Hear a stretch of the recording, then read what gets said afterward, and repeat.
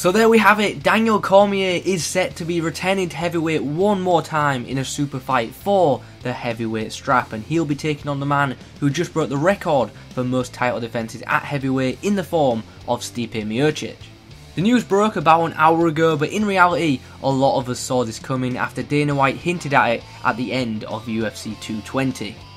It's also worth noting that both Stipe and DC are going to be the coaches for an upcoming series of The Ultimate Fighter, which will lead up to their eventual fight, which is set to be at UFC 226 in July.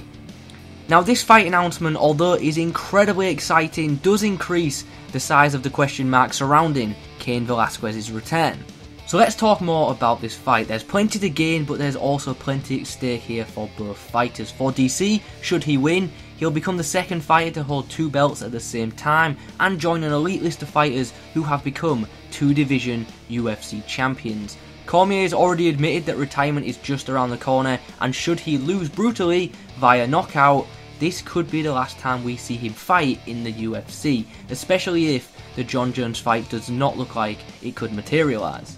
For Stipe, a win would surely cement him as the greatest heavyweight of all time, certainly in the UFC anyway, after breaking the record for most consecutive title defences at heavyweight and then improving that record some more. But on the flip side, a loss to someone coming out of their weight class is not going to look good on any fighter's resume. But the man who Stipe will be coming up against isn't just any old fighter coming up from light heavyweight, it's Daniel Cormier, a man who previously fought at heavyweight and had a very successful time there. He was unbeaten, 13-0, and of course also won the Strikeforce Grand Prix.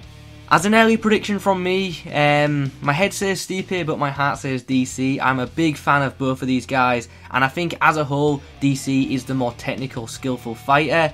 But going back up to heavyweight isn't going to be easy. I mean, the weight cut will be fine for him, but fighting there, you know, he's not going to be used to getting hit that hard, and Stipe is great on his feet. He's also pretty quick for a heavyweight.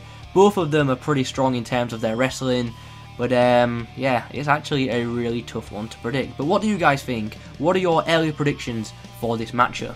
There's a lot of rumours flying around at the moment in the MMA community about more title-based super fights happening, with MMAfighting.com suggesting that TJ vs DJ could be happening for the flyweight belt, and obviously Cyborg vs Amanda Nunes could still go ahead.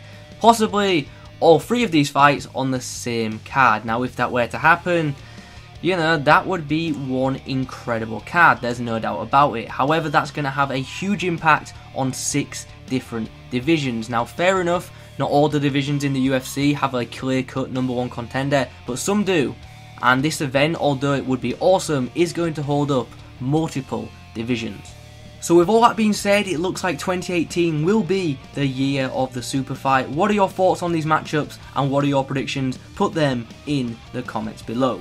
Anyway, that's all from me today. Remember to check out the UFC free videos on the channel. Subscribe for more UFC free content and MMA news. Thanks for watching, and I will catch you in the next one.